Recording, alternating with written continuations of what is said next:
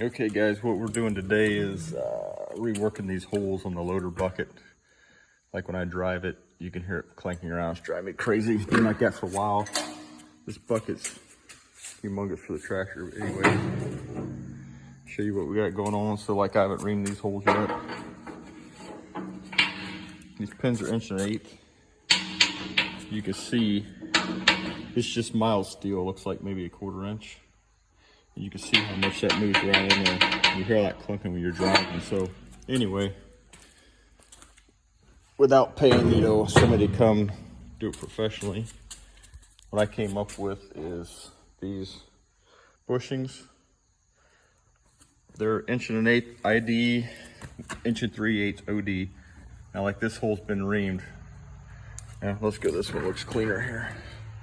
I tried something else there and it didn't work very good, so anyway, this one's been reamed. You can see this bushing's got a tapered end on it, and that slot will close so it's spring loaded and tight. I haven't pushed them in there because I got to clean up around this because I'm gonna weld them in. So anyway, once I clean this up, we'll mash them in there. And I had to cut these bushings down because they're only, I can't remember, like 1 inch was the thinnest I could get. So I cut them down kind of crudely because they were too hard for the lathe to cut. And then once that's in there, I'll put these machine bushings in there also, and I'll weld that.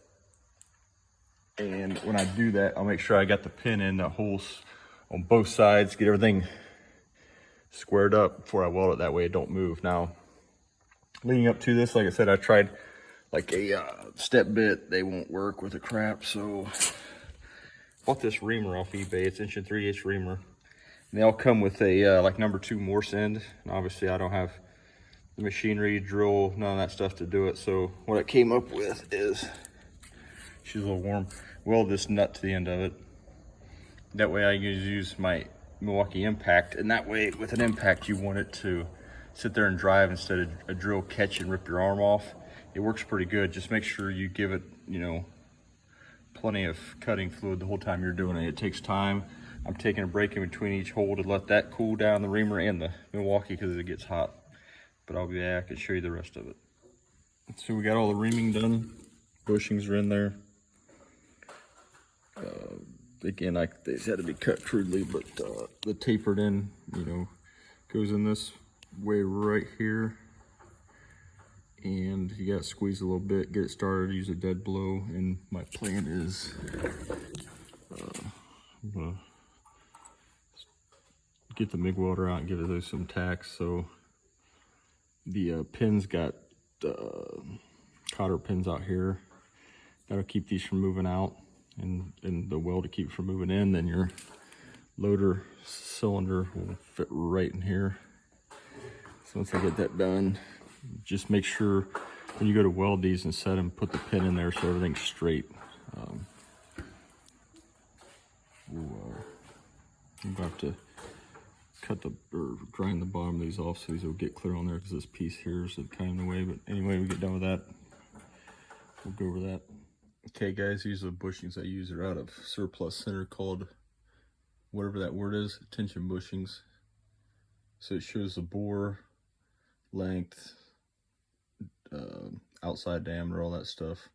They're not awful price. Like I said, I had to cut mine down. They're super hard, and like I said, they're spring loaded, so once you push them in, they kind of spring out and hold themselves. So that's what I use to fix this bucket.